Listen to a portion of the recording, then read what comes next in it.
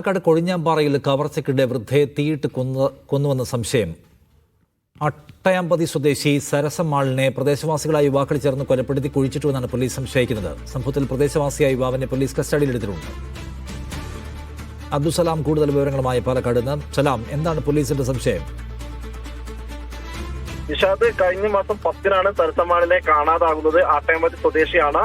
അങ്ങനെ പോലീസ് നടത്തിയ അന്വേഷണത്തിലാണ് കൊലപാതകം നടത്തി ഇങ്ങനെ കുഴിച്ചിട്ടു എന്നുള്ള ഒരു സംശയത്തിലേക്ക് പോലീസ് കുഴിച്ചിട്ട നിലയിലാണ് മൃതദേഹം കണ്ടെത്തിയിരിക്കുന്നത്. സമീപവാസിയായിട്ടുള്ള ഒരാളെ ഇപ്പോൾ പോലീസ് കസ്റ്റഡിയിലും എടുത്തിട്ടുണ്ട്. കൊഴിഞ്ഞാമ്പാറ പോലീസാണ് ഈ കേസ് അന്വേഷിക്കുന്നത്.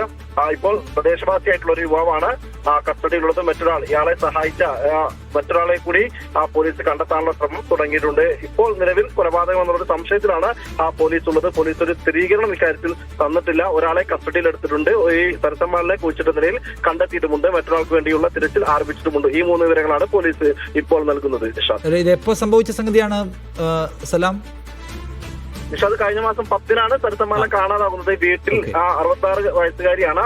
വീട്ടിൽ സരസമ്മാളിന്റെ ആഭരണങ്ങൾ മോഷ്ടിക്കാനുള്ള ശ്രമം ഈ പ്രതികളായിട്ടുള്ള ആളുകൾ ചെയ്യുകയും അങ്ങനെ ഈ മോഷണത്തിനിടെ ഇവരെ കൊലപ്പെടുത്തിയുമെന്നാണ് പോലീസ് പ്രാഥമികമായി ഇപ്പോൾ സംശയിക്കുന്നത്. അങ്ങനെയാണ് ഒരാളെ കസ്റ്റഡിയിലെടുക്കുന്ന ഇതിലേക്ക് അന്വേഷണം പോയത്. മറ്റൊരാൾക്ക് വേണ്ടിയുള്ള തിരച്ചിലും ആരംഭിച്ചിട്ടുണ്ട്. മറ്റൊരാള് 15-കാരനാണെന്നുള്ളതാണ് പോലീസ് ഇപ്പോൾ നൽകുന്ന വിവരം. നിഷാദ്, അല്പസമയത്തിനുള്ളിൽ തന്നെ ഇക്കാര്യത്തിൽ ഒരു സ്ഥിരീകരണം പോലീസിന്റെ ഭാഗത്തുണ്ടാകുമെന്നുള്ളതാണ് പ്രതീക്ഷിക്കുന്നത്.